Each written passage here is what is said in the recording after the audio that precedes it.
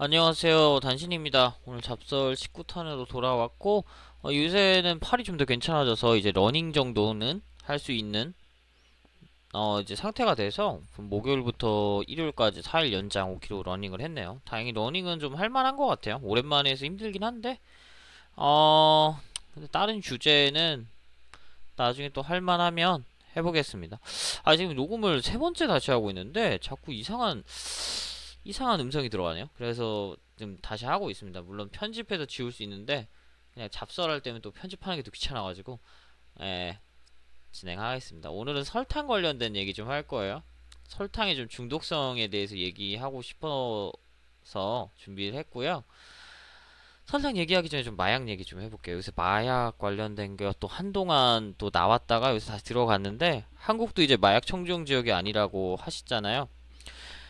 그리고 뭐 여러 가지 의존도가 낮고 독성이 약한 마약부터 해서 독성이 세서 잘못 많이 투여하면 바로 죽음에 이르는 것도 있고, 그리고 우리가 흔히 먹는 것들 있잖아요. 흔히 많이 피고 먹고 하는 담배나 알코올도 사실은 독성은 약한데 의존도는 높죠. 그리고 많이 할 경우 병이 되고. 근데 뭐 설탕 얘기하는데 갑자기 그 마약을 왜 얘기하냐? 설탕도 사실 의존도가 굉장히 높은 물질이에요. 그리고 과할 경우 비만이라는 병을 야기하는 물질인 거죠. 그리고 설탕 중독에 빠져 있는 분들도 꽤 많다? 뭐 이거를 뭐 제가 통계로 얘기할 수 없으니까 있어요.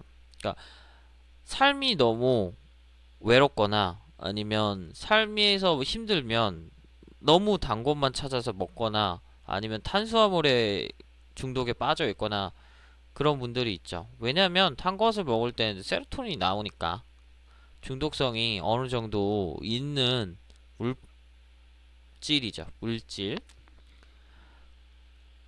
그래서 보면 이걸 못 찾는 사람들도 인근이 있고, 그리고 또 여기에 쉽게 빠져들 수 있는 게 원래 설탕 물질 자체가 설탕의 시작은 사실 사탕수수 재배잖아요. 그 산업화 시작하면서.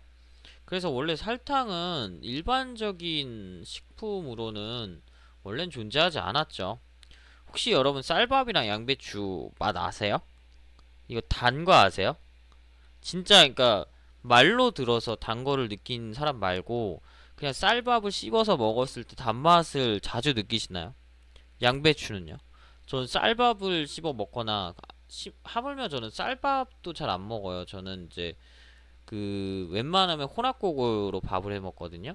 양배추도 좀 몇 년, 거의 한 1년 됐나요? 처음에는 그냥 건강하게 살려고 먹으려는데 지금은 양배추를 그냥 먹어요. 마늘 썰어서. 그리고 마늘도 삶으면 저한테 굉장히 달거든요, 먹으면. 그러니까 일상생활에서 단맛을 찾았어요. 원래 오리지널의 단맛. 그게 어떻게 찾았냐면 설탕 줄여서요. 그러니까 이것도 사실은 설탕을 원래 의도적으로 줄이려고 한 게 아니라 제가 와인이랑 맥주 이런 거를 워낙에 너무 좋아하다 보니까 이게 운동도 좋아하는데 그러면 또 살찌며 운동하는데 이제 좀 그 불편한 게 있으니까 그러면은 맥주를 포기하느니 단 걸 포기하자 해서 설탕 관련 좀 단 거를 먹는 거를 멀리한 게 굉장히 좀 오래됐고, 그리고 그러면서 또 건강해지려고 혼합국이랑 양배추를 먹기 시작하니까 좀 더 그 단맛이 강한 음식이랑 더 멀어지게 된 거죠. 그러다 보니까 그 원래 무맛으로 느껴지거나 아니면은 좀 쓰거나 뭐 쌉싸르거나 이런 것들에서도 단맛을 느낄 때가 굉장히 많아요. 저 같은 경우는. 근데 아마 아니신 분들 되게 많을 거예요. 그리고 빵이나 케이크 없이 못 사시는 분들도 많고요. 그러니까 사실 여기서 말하는 설탕 중독은 그것보다 더 단 거를 찾아서 먹는 사람들을 얘기하긴 하는데 생각보다 일상생활에서 단맛에 어느 정도 중독되신 분들은 굉장히 많거든요, 주변에. 그러면 이런 합병증이 나타나죠. 비만부터 시작해서 당뇨병, 그 다음에 당뇨병 합병증으로 여러 가지 혈관계 질환들, 이거를 이제는 이제 나이 드신 분뿐만 아니라 어린아이, 그 다음에 청소년들도 먹는 사람이 많죠. 근데 엄밀히 따지면 설탕은 독성 물질은 아니에요. 그죠? 영양소잖아요. 저희의 이제 에너지원이고. 그러니까 운동하면 여러분이 뭐 마라톤을 하든지 아니면 5km 매일 뛰던지 10km 뛰던지 하면 사실은 문제가 안 될 수도 있는 거죠. 근데 사회가 점점 편한 걸 추구하면서 사실 운동도 잘 안 하시는 분들 많잖아요. 그럼 이제 몸이 망가지는 거죠. 근데 설탕뿐만 아니라 사실 중독을 일으키는 것들이 굉장히 많아요. 예를 들어서 위자라든지 반대로 읽으면 뭔지 알 거예요. 떡집이라든지 뭐 이것도 알아서 해석하시면 알 거예요. 이런 거 같은 경우는 쉽게 할 수가 있죠. 어떻게 보면 돈만 내면 떡집은 돈만 내면 갈 수 있고 위자는 돈도 필요 없죠. 근데 이런 거에 너무 빠지면 사실은 연애를 하고 정상적인 관계를 맺으면서 얻은 그 행복이라는 게 사실 대단한 거잖아요. 그 다음에 어떻게 보면 되게 자연스러운 거고. 근데 거기에는 그만큼 스트레스가 사실 따르죠. 서로 다른 사람이 만나서 관계를 맺는데. 그리고 거기까지 관계를 맺는 것 자체들 저처럼 어려워하는 사람들도 있을 거고. 근데 문제는 이쪽에 아예 빠져버리면 결국은 내가 원래 추구하는 행복이나 현실에서 멀어지게 되는 거죠. 게임이나 도박도 마찬가지로. 도박도 1,000원에서 10,000원 경마하면서 하는 도박 정도는 크게 문제될 거 없잖아요. 근데 그게 10만원, 100만원, 뭐 1,000만원 이렇게 되면 집 다 날려먹는 거죠. 가족 풍비박산 내고. 게임도 너무 하다 보면은 내 직장이라 내 생활에서 멀어질 수가 있고. 잠이나 편안함도 여기에 너무 심취하면은 네.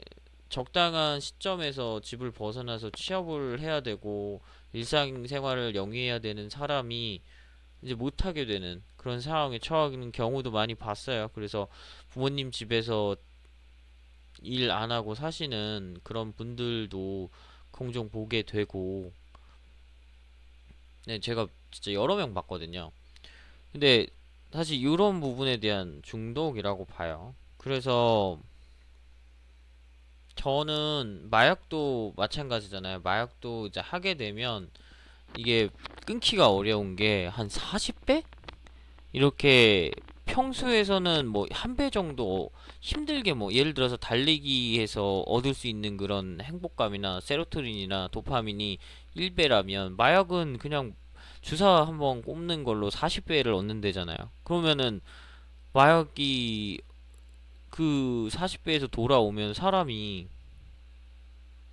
불행해질 수밖에 없는 거죠. 그 외의 모든 거에서는 이제 못 느끼고 그 다음에 설탕도 마찬가지잖아요.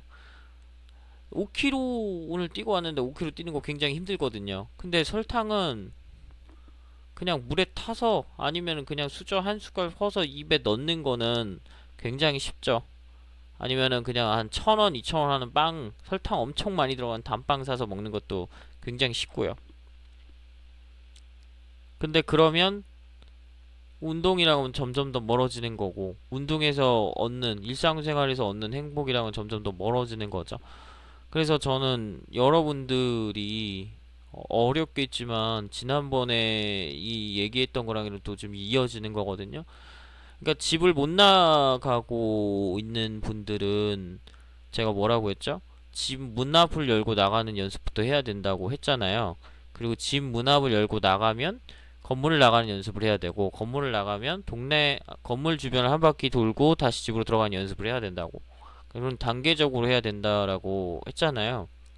그러니까 이러한 뭔가 중독에 빠져 있으신 분들이라면 무조건 뭐 설탕을 끊고 아니면은 아까 말했던 여러 가지 중독을 끊으라고는 안 할게요. 근데 줄여가는 연습은 좀 하시고 그걸 줄이면서도 대처하는 게 필요하죠. 제가 쌀밥이나 양배추에서 단맛을 느끼는 것처럼 그거에서를 그걸 줄이면서 일상생활에서 느낄 수 있는 행복을 뭔가 찾아야겠죠.